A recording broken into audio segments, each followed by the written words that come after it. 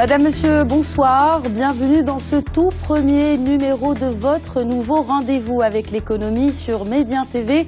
Chaque vendredi, nous discuterons d'une ou de plusieurs actualités du monde de l'économie au Maroc, en Afrique et dans le monde. J'aurai le plaisir de recevoir pour vous sur ce plateau les grands noms de la sphère économique pour analyser, commenter et décrypter l'actualité de la semaine. Et justement, parce que nous sommes à une semaine de la grand-messe du climat à Marrakech, de la COP22, ce premier numéro sera dédié à cette thématique qui nous touche tous, l'environnement, le climat, la transition énergétique. Pour en parler avec nous sur ce plateau aujourd'hui, Madame Amina Benkhedra, bonsoir. Bonsoir. Vous êtes la directrice générale de l'Office national des hydrocarbures et des mines et vous êtes également ancienne ministre de l'eau, de l'environnement et du climat dans le gouvernement El Fassi de 2007 à 2012. Merci d'avoir accepté l'invitation. C'est un plaisir. Bienvenue aussi à Monsieur Énergie, Saïd Mouline, bonjour. Bonjour. Vous êtes directeur de l'Agence marocaine de l'efficacité énergétique. Et bienvenue aussi à Madame Yassine Diamafal. Vous êtes la représentante résidente de la Banque africaine de développement au Maroc. Bonjour et bienvenue. Bonjour. J'ai également le plaisir de recevoir Hassan Karmouni. Bonjour. Bonjour. Vous êtes journaliste économique à Économie et Entreprise. Merci à tous d'avoir répondu présent à cette émission. L'actualité de la semaine, c'est la tournée de Sa Majesté le Roi Mohamed VI en Afrique de l'Est. Une quarantaine d'accords de partenariat ont été signés avec le Rwanda et la Tanzanie. Alors quels sont les secteurs qui seront à même d'accompagner cette ouverture en Afrique de l'Est, Madame Fall? Écoutez, c'est globalement toute l'économie de ces pays-là. Comme vous le savez, les différents pays que Sa Majesté a visités et d'autres de la région font partie du groupe de tête des croissances, des économies africaines qui connaissent les plus fortes croissances. Et bien entendu, cela génère à la fois au niveau des pays, des sous-régions et des régions beaucoup d'opportunités. 300 millions pour toute la région, déjà, des grands marchés. C'est 300 millions de dollars. D'habitants. D'habitants. De consommateurs. 300 millions de consommateurs. Des économies très dynamiques, innovantes. Le mobile banking est le secteur, est parmi l'un des secteurs les plus porteurs, mais l'agriculture, l'industrie, les énergies renouvelables. C'est donc bien entendu une région où beaucoup de choses peuvent arriver et nous, la banque a fait une étude de complémentarité qui montre que c'est justement l'une des régions avec lesquelles le Maroc a une des plus fortes complémentarités en termes de commerce et d'échange. Alors Madame Fall a évoqué la complémentarité et là je m'adresse à Monsieur Mouline, mais en tant que représentant de la CGEM parce que vous portez également cette casquette. Est-ce que vous pensez que les sociétés marocaines sont préparées à avoir des affaires, à faire des affaires avec leurs consoeurs est-africaines anglo-saxonnes? Oh oui. Oui, complètement. Et vous avez bien vu le rôle du patronat et la rencontre entre les différents patronats de notre pays, mais aussi de différents pays africains. Il y a beaucoup de liens et il y a beaucoup d'échanges.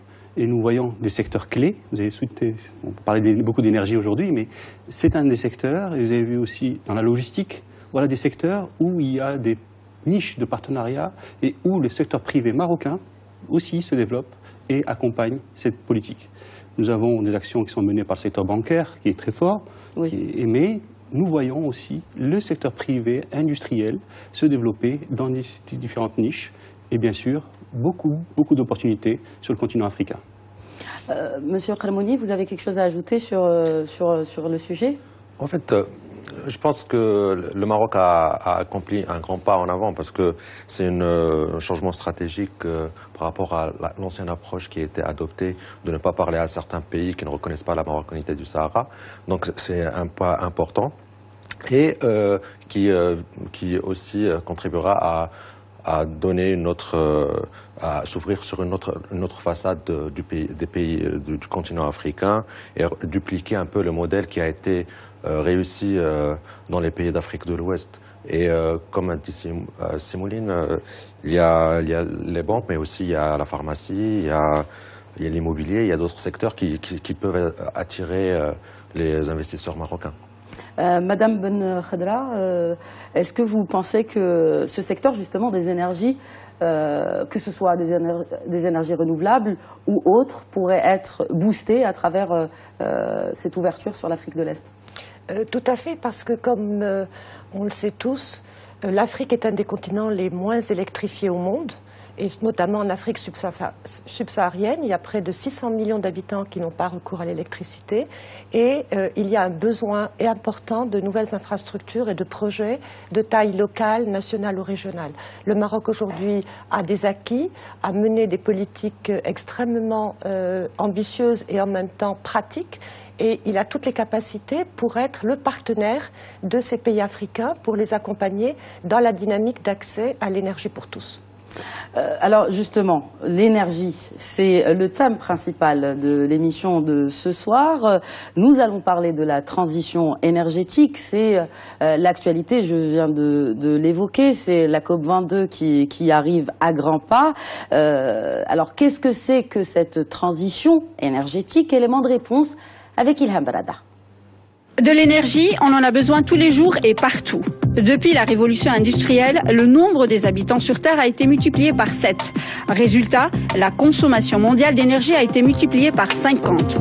90% de cette énergie provient des énergies fossiles, c'est-à-dire riches en carbone. Ce sont le pétrole, le charbon, le gaz naturel qui bénéficient d'un rendement énergétique élevé. Mais ces sources d'énergie diminuent petit à petit car leur renouvellement nécessite des millions d'années. Autre problème, la combustion de ces énergies contribue fortement à l'augmentation de la concentration des gaz à effet de serre dans l'atmosphère. La forte tenance en dioxyde de carbone dans les énergies fossiles accélère les changements climatiques avec comme conséquence une augmentation du niveau des mers ou l'accentuation des phénomènes extrêmes comme les ouragans. Autre souci pour les pays importateurs d'énergie fossile, cela coûte cher. Alors, pour demain, il faut vraiment penser à notre sécurité d'approvisionnement et exploiter nos propres sources d'énergie. Il faut donc adopter un nouveau système énergétique. Moins de gaspillage, plus d'efficacité énergétique et plus d'énergie renouvelable. Tout cela en maintenant un coût abordable pour le consommateur et pour les entreprises. Afin d'accélérer le processus, le Maroc a adopté une stratégie de transition énergétique qui concilie développement économique et lutte contre le changement climatique. Concrètement, d'ici 2030, nous aurons réduit de 32% nos émissions de gaz à effet de serre et boosté la part des énergies renouvelables à 52%. C'est cela, la transition énergétique. Madame Ben Khadra, c'est cela, la transition énergétique? Tout à fait. L'énergie est au cœur des développements économiques et sociaux de tout pays. Elle est essentielle à toute croissance et elle contribue aujourd'hui à près de 70% des émissions de gaz à effet de serre. Et donc quand on parle de changement climatique, une des principales variables à prendre en ligne de compte, c'est l'énergie, qui est un défi pour évoluer vers la baisse des températures à moins de 2 degrés. Et donc nous devons absolument engager une nouvelle révolution industrielle qui va permettre de décarboner les industries et de pouvoir disposer d'énergie sûre et à prix compétitif. Or, ce que l'on voit de manière globale, c'est que les énergies, aujourd'hui le mix énergétique au niveau mondial est constitué à peu près de 82% d'énergie fossile, comme ça a été dit dans le reportage, avec le pétrole, le gaz et le charbon, et qu'en 2035, la part des énergies fossiles va baisser, passer de 82% à 75%, mais il reste dominant. Le pétrole va baisser, le charbon, qui est le plus polluant, va baisser, et le gaz naturel, qui est une énergie propre, va augmenter. Et parallèlement à cela, il y aura une croissance des énergies sobres en carbone, essentiellement les énergies renouvelables et peut-être un peu aussi le nucléaire. Et nous voyons depuis quelques années une croissance importante de l'engagement des pays et des entreprises pour développer les énergies renouvelables et pour contribuer un tant soit peu à atténuer les effets du changement climatique. Mais quand on parle de mix énergétique, il est nécessaire. On ne peut pas parler d'une transition complète. En tout cas, on a besoin de ce mix pour produire de l'énergie parce que ce n'est pas suffisant. On ne peut pas s'appuyer que sur les énergies vertes. Tout à fait. Je l'ai dit, le mix reste ouvert et diversifié. Et il y aura encore en 2035 et en 2050 un mix ouvert dans lequel vous allez continuer d'avoir des énergies fossiles, mais au moment où les énergies fossiles baissent un peu de 82% à 75%, vous aurez une montée de la part des énergies renouvelables dans le mix global de 13% à 18%. Et donc aujourd'hui, ce qu'il faut, c'est un engagement encore plus fort pour accélérer le développement des énergies renouvelables et en même temps de pouvoir utiliser toutes les techniques de décarbonation de l'industrie et des systèmes productifs de l'énergie. Et il y a un certain nombre de techniques qui sont développées aujourd'hui. Comme je l'ai dit tout à l'heure, le développement du gaz est essentiel, notamment pour équilibrer l'intermittence des énergies renouvelables. Il y a également des décisions qui sont prises pour fermer les usines à charbon les plus polluantes. Il y a également des instructions ou des orientations pour réduire les émanations de gaz méthane. Et puis, il faut surtout aussi accompagner et renforcer la recherche-innovation dans les technologies nouvelles et dans toutes les questions liées aux énergies solaires pour ce qui est des batteries, du stockage et de tout autre élément qui permet d'améliorer les performances et de réduire les coûts de ces énergies nouvelles. Mais elles vont croître et on l'a vu au niveau mondial, il y a eu un premier accroissement, une première progression en 2008, un recul en 2012 et 2013, mais 2014 et 2015 ont été des années exceptionnelles. Et encore, on a fait 313 milliards de dollars d'investissement seulement en 2015 pour les énergies renouvelables, 212 millions de dollars d'investissement dans l'efficacité énergétique et il y a eu à peu près 140 mégawatts de nouvelles capacités d'énergie renouvelable construites en 2015. Il faut que cet effort se poursuive pour véritablement accompagner les exigences du changement climatique. Mais justement, l'Agence internationale de l'énergie, en tout cas, est confiante. Selon un rapport qui vient d'être publié, d'ici 2021, donc dans 6 ans seulement, les capacités électriques devraient grimper de plus de 40%. C'est quand même conséquent. Et ce sont justement les principaux pollueurs, à savoir la Chine, l'Inde et les États-Unis, qui tirent cette performance, bien sûr toujours selon l'AIE. Où est le Maroc dans ce classement ? Oui, l'AIE, ces chiffres, elle les revoit chaque année. Et le mot de transition énergétique, et c'est très important, nous ne vivons pas une rupture, nous vivons une transition. C'est normal que la part des renouvelables augmente chaque année et la part des énergies fossiles recule un petit peu. Ça prendra un temps. Mais ce qu'on voit, c'est que toutes les prévisions qui ont été données il y a 5 ans, chaque année sont revues en disant non, ça va plus vite que prévu. Donc c'est un bon signe. Et c'est très bon aussi pour le climat. Oui. Donc, c'est 2 choses. L'autre volet, notre pays. Notre pays est exemplaire. Aujourd'hui, on peut l'annoncer, le dire, et nous le disons avec nos partenaires africains, avec tous ceux qui viennent à la COP. Et souvent, lorsque nous étions aussi bien à New York qu'à Bonn pour les changements climatiques, le Maroc, quand on parle de renouvelables, quand on parle de transition énergétique, qui repose sur 2 axes, les renouvelables et l'efficacité énergétique. C'est très important que les 2 aillent de pair. Et c'est pour cela... On n'en parle pas beaucoup d'efficacité énergétique. Parce que c'est moins visible. Voilà. Or, l'Agence internationale de l'énergie dit que pratiquement 30% des émissions peuvent être réduites par l'efficacité énergétique. Pourquoi ? Parce qu'on gaspille encore de l'énergie dans l'industrie, dans le transport, dans le bâtiment, dans l'éclairage public. Dans tous ces secteurs, nous continuons à gaspiller. Donc il faut réduire les gaspillages d'abord. Et bien sûr, ensuite, produire proprement. Donc nous avons ces 2 axes qui sont les 2 axes principaux de la transition énergétique, avec une cohérence dans les tarifications énergétiques, qui est aussi importante. Mais ça, c'est très important. Et notre pays, ce n'est pas à la COP, ni à la COP 21 que ça a démarré. C'était en mars 2009, lorsque la lettre royale, lors des assises de l'énergie, lancée par Mme Khadra, nous avons eu une lettre royale qui a donné priorité aux énergies renouvelables et à l'efficacité énergétique dans notre politique énergétique. C'était en 2009. Et regardez, en 7 ans, ce qui a été concrétisé. La centrale solaire de Ouarzazate. Tout le monde prononçait Ouarzazate à New York. Pour vous dire que ce mot, aujourd'hui, est rentré dans les mœurs. Mais cette ville qui a un impact, qui a un potentiel énorme. Mais nous pouvons dire aujourd'hui, oui, que nous sommes exemplaires par des projets concrétisés, par de l'intégration industrielle.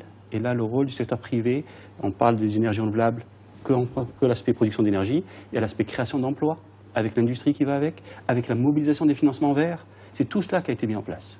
Et avec des institutions qui portent aujourd'hui des projets avec une visibilité sur 2020-2030, aussi bien pour les renouvelables que pour l'efficacité énergétique. Oui, donc vous avez parlé d'industrie, de pollution, d'efficacité énergétique. On a encore des industries qui polluent beaucoup.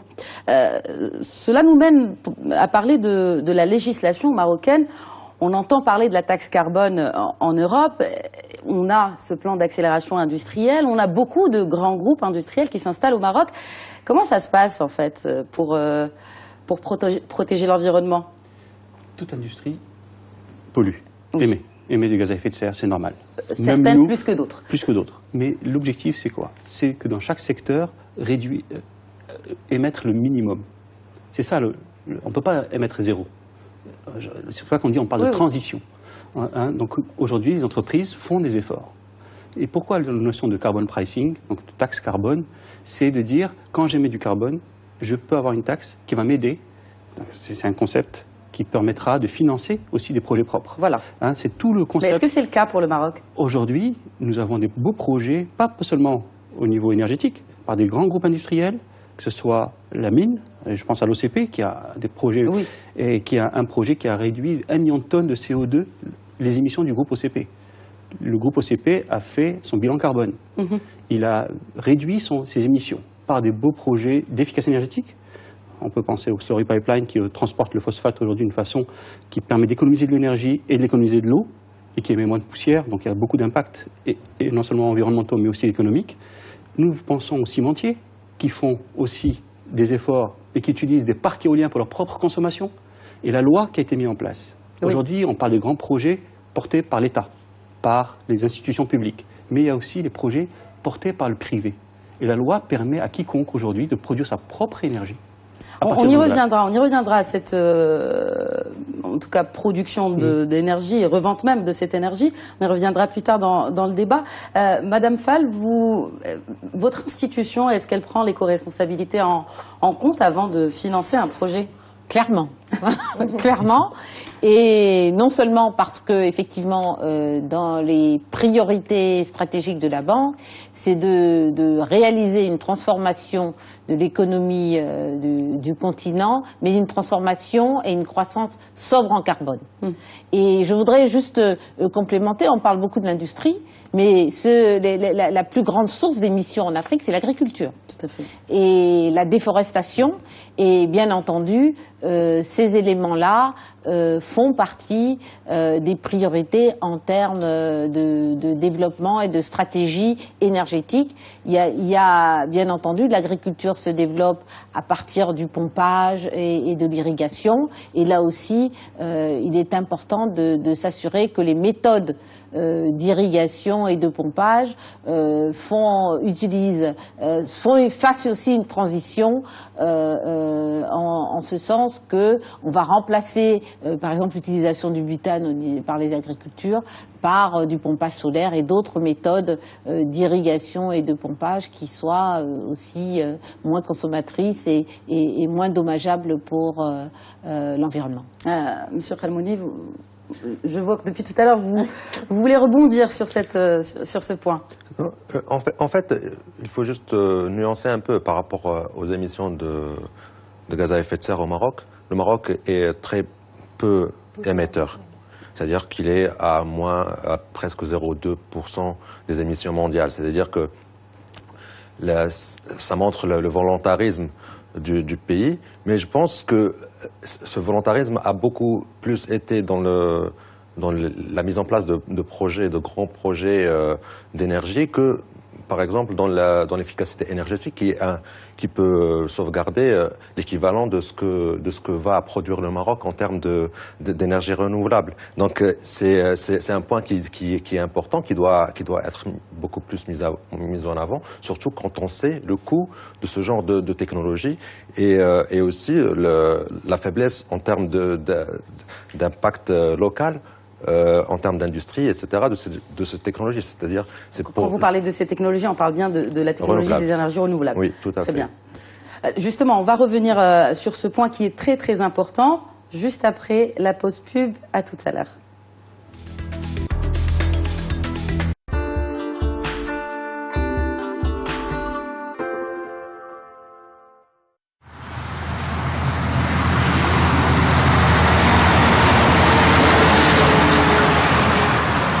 الممرات أو المسالك الطرقية معمولة باش تنظم حركة السير والسيولة ديالها وتضمن لكل واحد فينا حقه في الطريق. عدم احترام الممرات سلوك خطير قد يؤدي إلى الموت.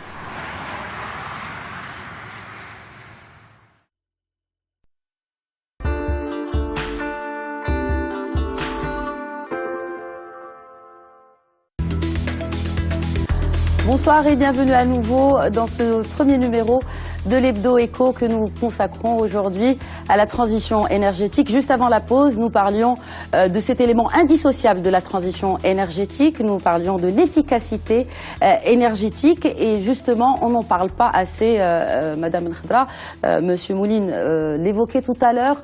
C'est vrai que c'est quelque chose qu'on ne voit pas. Ce n'est pas de la grandeur de stations solaires gigantesques comme celle de Nour, mais c'est tout aussi efficace. Tout à fait. Et l'étude la plus récente de l'Agence internationale de l'énergie montre que pour atteindre les objectifs que se fixe aujourd'hui l'accord de Paris de baisse au-delà de 2 degrés, il faut mener 5 actions prioritaires. La première, en termes d'importance, c'est l'efficacité énergétique et elle contribuerait, d'après cette évaluation, à une baisse de 49% des gaz à effet de serre, suivi par les énergies renouvelables à hauteur de 17%. Troisièmement, la fermeture des mines à charbon les plus polluantes, à peu près 9%, les réductions du méthane. Et donc, ça montre l'importance de la politique d'efficacité énergétique qui est une action à mener dans tous les secteurs, que ce soit dans l'habitat, au niveau des constructions, au niveau de l'éclairage, que ce soit au niveau de l'industrie, les modes de production ou de consommation des industriels, dans le transport, avec tout ce que ça peut impacter comme, disons, voitures, moyens de transport dans les villes pour avoir des transports plus sobres en carbone. Et donc, le résidentiel, tous les secteurs sont à prendre en ligne de compte et tous peuvent contribuer. Et je crois qu'il faut là aussi mettre des dynamiques volontaristes. Nous avons mis en place une loi en 2009, la loi sur l'efficacité énergétique, avec un certain nombre d'exigences dans le domaine de la construction et du bâtiment, dans le domaine industriel, pour imposer des audits aux sociétés industrielles, les grandes comme les petites et les moyennes, dans les différents autres secteurs. Et il faut que cette politique puisse être portée par tous les acteurs, que ce soit les pouvoirs publics, qui montrent le chemin par les lois et les réglementations, mais également... Vous ne pensez pas que la réglementation devrait être un peu plus, disons, sévère en termes d'argent, c'est-à-dire à imposer, à payer une taxe si on pollue, que ce soit le carbone ou en déchets ou... Bon, il y a eu par exemple des actions qui ont été menées et qui portent leurs fruits, mais elles doivent être poursuivies. La généralisation des lampes basse consommation, oui, dans les mosquées, dans les universités, dans les cités, chez les habitants. Il y a également un certain nombre d'audits qui sont menés par les grandes compagnies, les cimentiers, l'OCP, qui ont mené des politiques d'efficacité énergétique et qui sont très favorables. Ce qu'il faut aujourd'hui, c'est aussi accompagner tout le tissu de PME, PMI. Voilà. Et là, il y a des opérations d'accompagnement en termes de subventions, de financement approprié, parce que ça coûte un peu au début, mais après, on gagne beaucoup sur les économies qu'on fait en termes de moindre consommation. Alors justement, en parlant d'accompagnement, avec le gigantesque projet Nour, le Maroc s'est clairement positionné dans l'échiquier mondial des énergies renouvelables. On est leader. En termes de green business, nous avons des stations solaires, nous importons l'essentiel du matériel, si ce n'est la totalité du matériel qu'on utilise. Oui. Dans l'éolien, nous sommes à 70% d'intégration industrielle aujourd'hui. 70%. Est-ce dans le solaire, on est à 42%. C'est exceptionnel ce qui s'est passé. C'est pour ça que je voudrais réagir un petit peu à ce qui a été dit tout à l'heure. Notre politique avait un volet production d'énergie à partir de ressources propres, nationales, mais elle avait aussi une vision industrielle. Et aujourd'hui, ça a pris 15 ans. Dans l'éolien, nous avons commencé à faire les mâts des éoliennes. Ensuite, le câblage. Ensuite, le génie civil, bien sûr. Maintenant, nous faisons les pales des éoliennes. La dernière usine qui est en construction aujourd'hui et qui suit le grand projet éolien. Ça veut dire que petit à petit, et ce qu'on dit dans le cadre de la COP, transfert de technologie, renforcement de capacité, tout est dans ces projets. Aujourd'hui, nous avons montré qu'avec cette politique volontariste, avec cette vision, pas sur 1 ou 2 projets, sur 15 ans, 20 ans, vous pouvez attirer des industriels. Vous pouvez attirer des investisseurs. Tous nos grands projets sont faits dans le cadre de partenariats publics-privés. C'est des financements privés, en grande partie, qui sont donnés. Donc nous montrons qu'avec cette approche, non seulement on développe des projets, Non seulement on fait l'intégration industrielle d'une façon beaucoup plus grande, une centrale éolienne aujourd'hui est 70%, dans les centrales classiques, au fioul, on n'avait pas 70% d'intégration industrielle. Je peux vous assurer que beaucoup plus de composants étaient importés. Donc nous sommes dans une approche qui a montré qu'on a réussi à avoir cette intégration et cette création d'emplois liées à l'industrie dans le domaine des renouvelables. Dans le solaire. Dans le solaire et l'éolien. Et l'éolien. Justement, dans le solaire, est-ce qu'on peut espérer avoir une chaîne de produire, en tout cas totalement, cette énergie, ou en grande partie au Maroc, le tout made in Morocco, à travers justement les subventions dont vous avez parlé? Pas ça seulement à travers les subventions. À terme, c'est quoi? C'est notre politique libérale. Je veux dire qu'aujourd'hui, nous avons le fait d'avoir ces accords de libre-échange, le fait d'avoir cette politique de logistique, c'est ce qui attire les industriels. Les pales des éoliennes qui vont être produites à Tanger pour tous les parcs éoliens marocains, une grande partie va être exportée. Oui. Donc il faut être dans une logique où cette industrie doit être dans un modèle économique. On ne fait pas de l'industrie pour faire l'industrie, et rentable. Et donner des prix qui soient compétitifs. Oui, donc c'est tout cela qui rentre en jeu. Et c'est pour ça que nous avons eu cette politique en tenant compte et que ça se fait par étapes. Ce n'est pas du premier jour, vous pouvez avoir 70% d'intégration. Une transition, comme vous le disiez. Voilà. Hein. Justement, on va parler du gros de ce sujet, on va parler de financement. Pour assurer cette transition énergétique vers une économie bas carbone, il faut un budget conséquent. Et justement, c'est là où le bas blesse, c'est la mobilisation. Les 100 milliards de dollars prévus et promis par les pays développés pour les pays en voie de développement pour justement développer le secteur d'énergie renouvelable. On est loin du compte. Bon, bien sûr, on s'était fixé à 2020, n'est-ce pas, Madame Fall, cette date butoir, en tout cas pour ramasser ce budget, c'est 100 milliards de dollars annuels.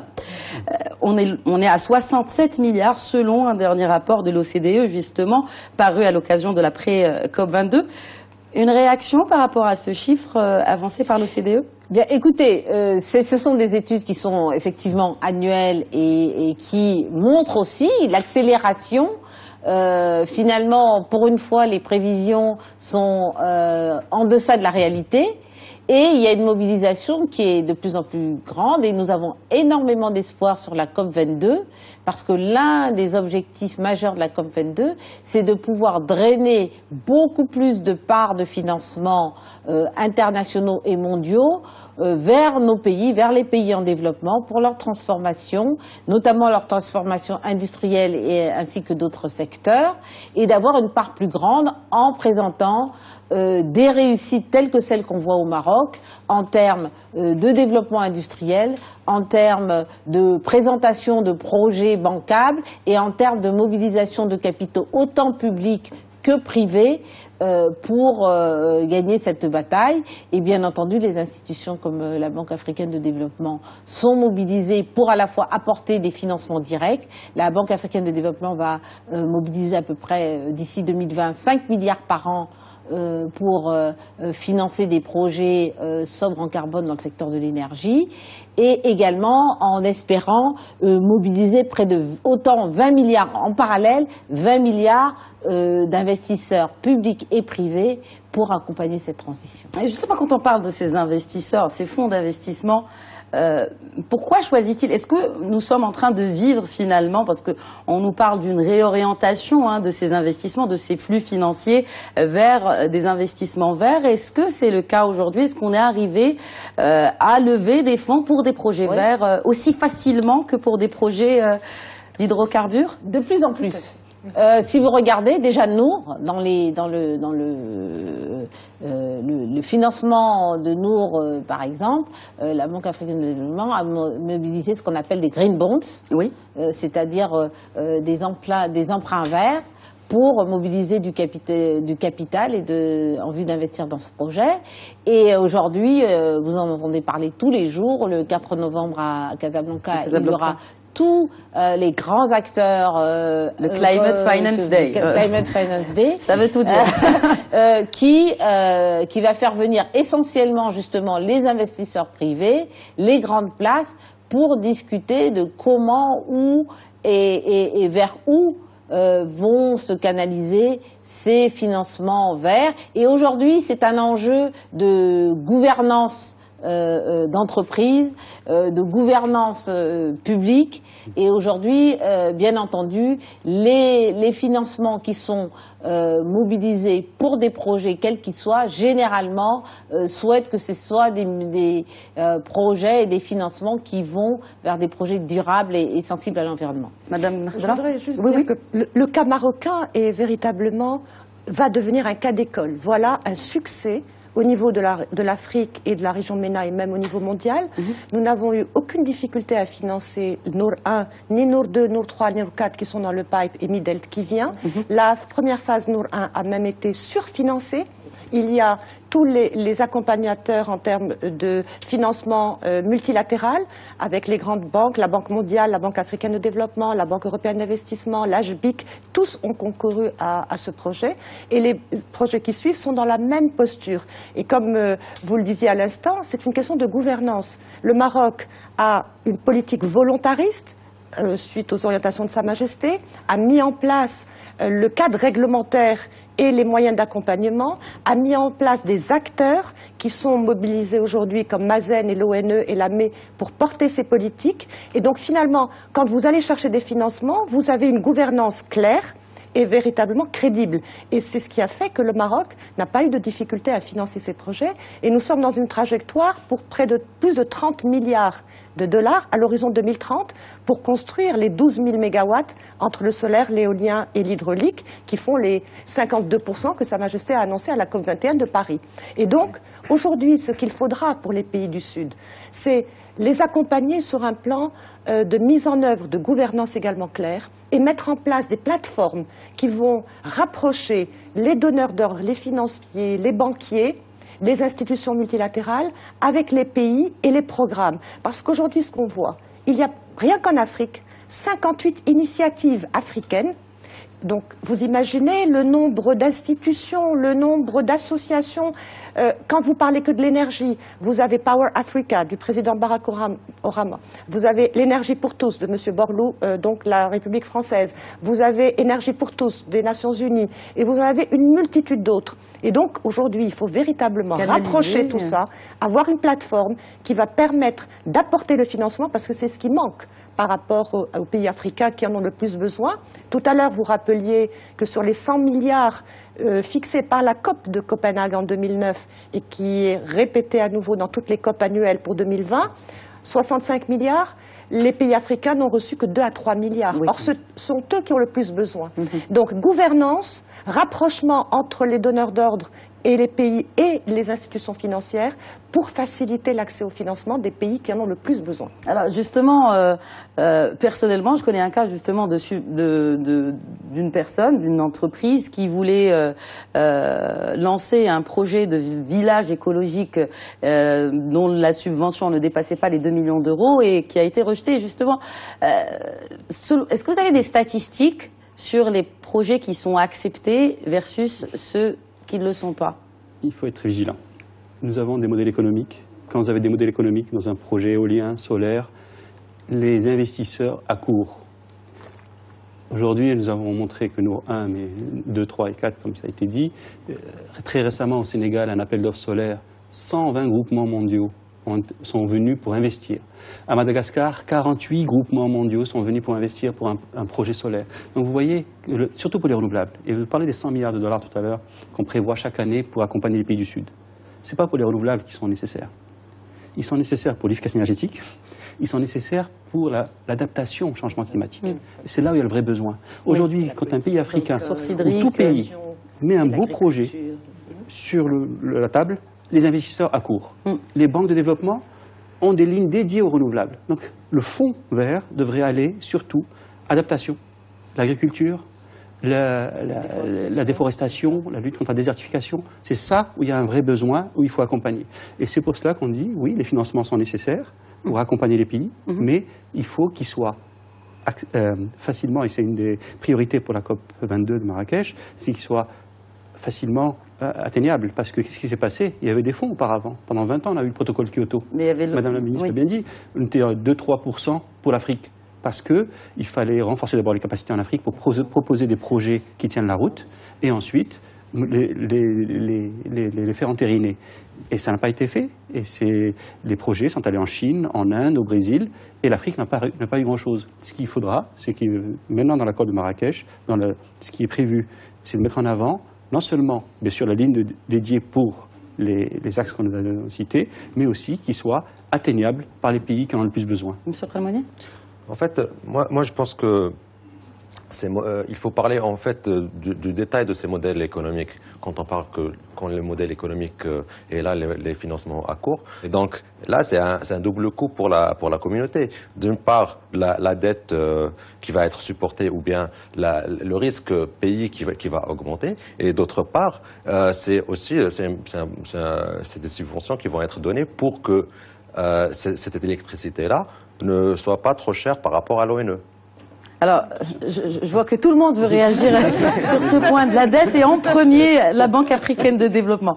Madame Fall. Non, mais je voudrais dire qu'il y a quand même beaucoup d'initiatives régionales et surtout en Afrique, et c'est peut-être là ça la nouveauté aussi, c'est de mobiliser d'autres mécanismes, des mécanismes garantis, des mécanismes de partenariat multi-acteurs,